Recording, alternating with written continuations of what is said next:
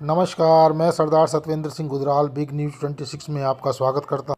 जनपद बिजनौर के ग्राम गोहावर में इंजीनियर कविश राणा द्वारा श्री राम संतोष गार्डन में आयोजित प्रधानमंत्री नरेंद्र मोदी के मन की बात कार्यक्रम को सुनने पहुंचे पूर्व मंत्री MLC अशोक कटारिया व ब्लॉक प्रमुख आकांक्षा चौहान का इंजीनियर कविश राणा ने स्वागत किया।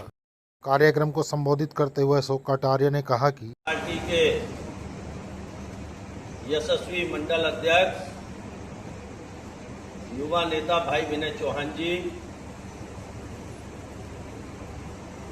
हमारी पार्टी की नूरपुर से ब्लॉक प्रमुख आदरणीय आकांक्षा चौहान जी,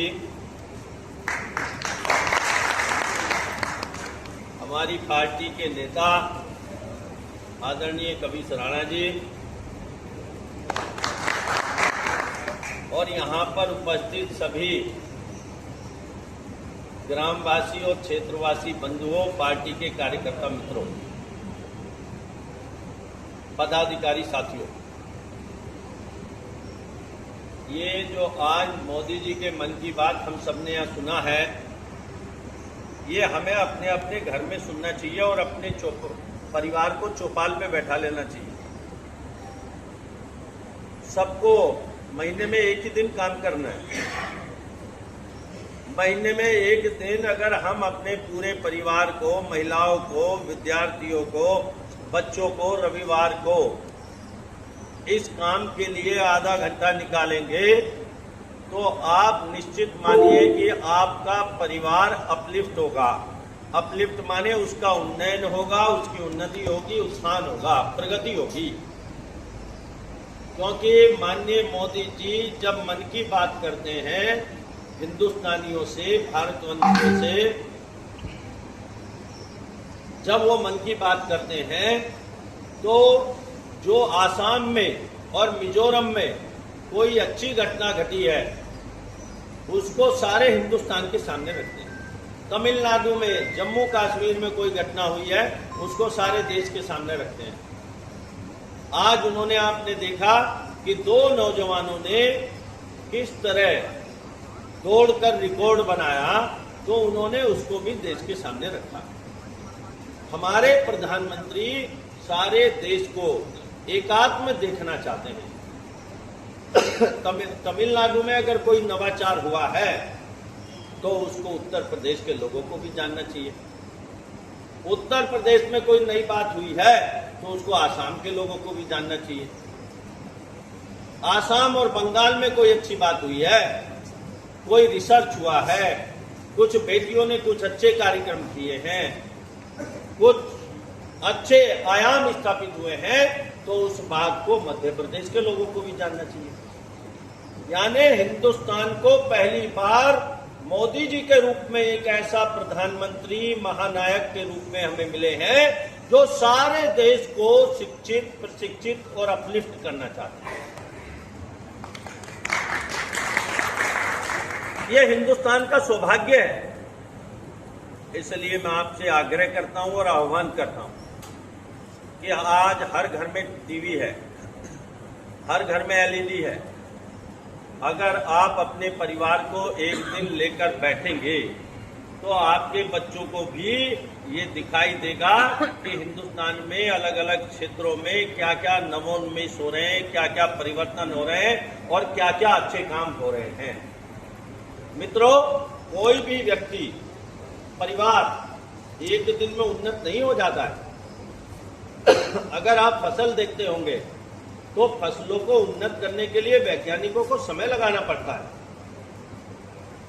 अगर हम पशुओं की उन्नति देखते होंगे तो पशुओं में भी नस्ल सुधार के लिए और उनके उन्नति के लिए समय लगाना पड़ता है वैज्ञानिकों को, वेटनरी के पशु के चिकित्सकों को, जो उसके संस्थान हैं, साइंटिस्टों को लगाना पड़ता समय।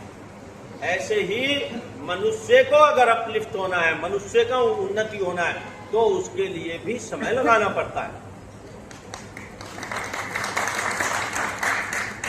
जैसे गन्ने के खेत में आप समय लगाते हैं कि फसल आप वहां से लाते हैं, नया बीज लाते हैं और बड़ा गन्ना होता है, ऐसे ही मनुष्य के उत्थान के लिए समय लगाना चाहिए कि नहीं लगाना चाहिए?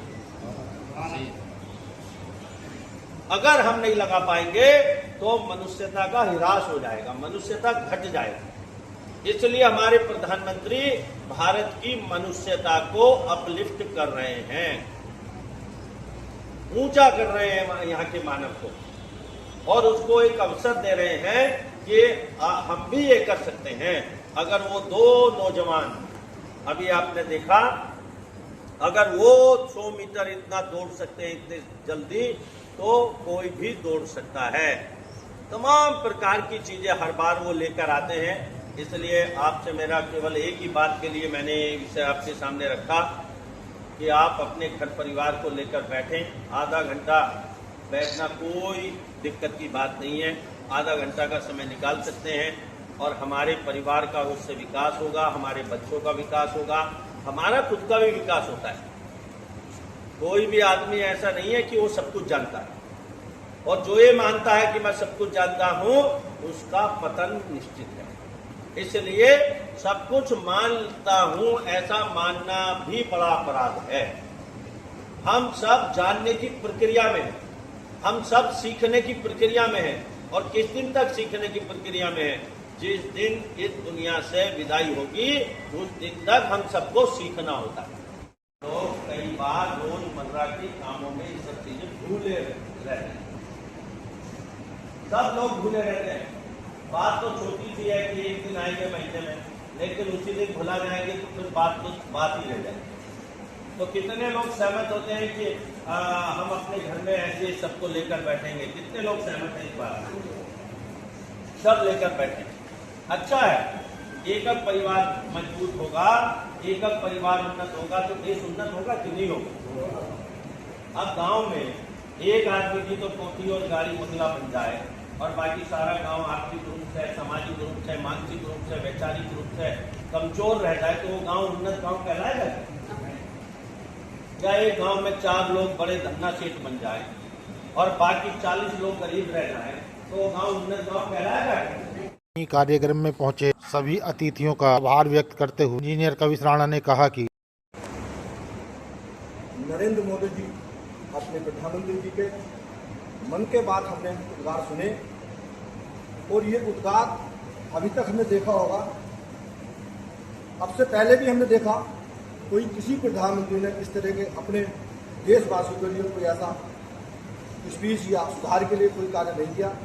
मैं उनको बहुत बहुत उनके विचार से सभी का जो उन्होंने मार्गदर्शन किया है उनको कोटि कोटि प्रदान करता हूँ। और हमारे बीच आज हमारे विधान परिषद के सदस्य और पूर्व परिवहन मंत्री श्रीमान अशोक कटारिया जी, जो हमारे ही बीच के हैं और हमेशा हम सबका मार्गदर्शन करते हैं।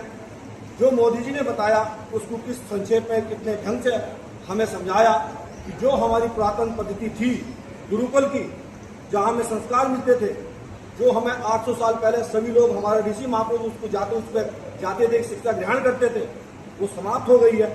ये एक छोटी सी शुरुआत माननीय प्रधानमंत्री जी ने की है, उसको विस्तार से बताया। तो हम सबका इसी में हित है कि हम भाई साहब के बताए हुए 1 महीने में 1 दिन 1 घंटे के लिए अवश्य निकालें, इसमें अपना और अपने परिवार का हित होगा। और मैं उपस्थित सभी कार्यकर्ताओं को, अपने देव तुल्य कार्यकर्ताओं को धन्यवाद करता हूं कि सूक्ष्म समय पर यहाँ पर आए, पधारे, उनको कोटि कोटि नमन करता हूं। धन्यवाद। भारत माता की जय। देश और दुनिया की और बेहतर खबरें देखने के लिए चैनल को लाइक, सब्सक्राइब और शेयर ज़रूर करें। साथ ही बेल आइकन बटन दबाएं ताकि हमारी सारी जानकारी आप तक पहुंच सके।